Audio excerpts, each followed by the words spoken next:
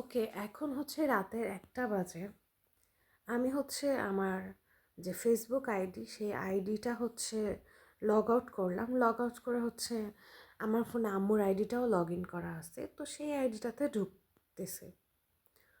ঢোকার জন্য আর কি লগ আউটটা করা, তো ঢুকতে গিয়ে দেখলাম ওইখানে একটা অদ্ভুত নামের আইডি দেখাইতেছে, যেই নামের সাথে আমার কোনো সম্পর্ক নাই। পরে আমি আইডিটা অন করার চেষ্টা করলাম। যখন আমি আইডিটা অন করার চেষ্টা করলাম, দেখলাম এখানে হচ্ছে আমার পুরানা যে জিপি নাম্বারটা, যেটা হচ্ছে 2018 সালে আমার বাবা আমাকে কিনে দিয়েছিল, সেই নাম্বারটা দেয়া। তো সেই নাম্বারটা তো আমার ফোনে ছিল, সিমটা আর কি, যদিও ব্যবহার হয় না, বাট থাকায় আমি হচ্ছে সহজেই ওটিপি অপশন দিয়ে এসএমএসের মাধ্যমে ওটিপি নিয়ে আইডিটাতে ঢুকলাম এবং দেখলাম এটা 8 বছর আগের আইডি। এবং ওখানে মানে আমি এটা শিওর হইলাম, ওখানে যে ফ্রেন্ড রিকোয়েস্টগুলো ছিল সেগুলো সব 8 ইয়ার্স প্লাস দেয়া। এটা দেখেই আমি শিওর হইলাম যে এটা 8 বছর আগের আইডি। আমি ফেসবুক আইডিতে ঢুকতে পারছি, বাট মেসেঞ্জারে ঢুকতে পারিনি।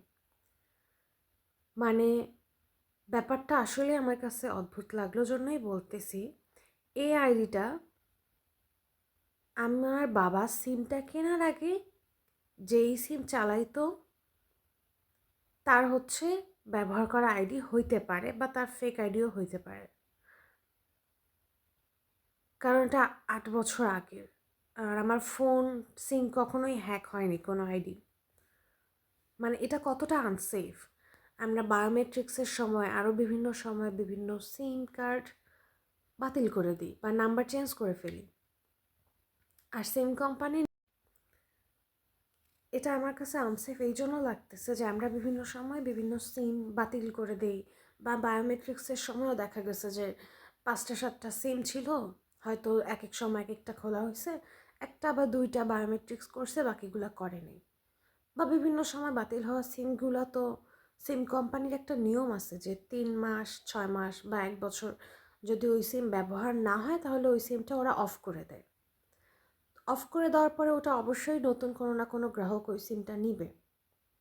তাহলে যে সে সিমটা নিবে তার কাছেও কি এরকম আমাদের অনেক আগের পুরনো আইডি চলে যাবে? মানে এটা কতটা আনসেফ না? পুরনো আইডিতে ছবি থাকতে পারে, অনেক কিছুই থাকতে পারে, খারাপ যে থাকবে এমন না, বাট একটা নর্মাল ভালো ছবি দিয়েও তো অনেক কিছু করা যায় বা অনেক কিছু হয়। এই জন্যই ব্যাপারটা শেয়ার করলাম, একটু অদ্ভুত লাগলো, আমি কখনো এমন কিছু শুনি নাই বা দেখি নাই।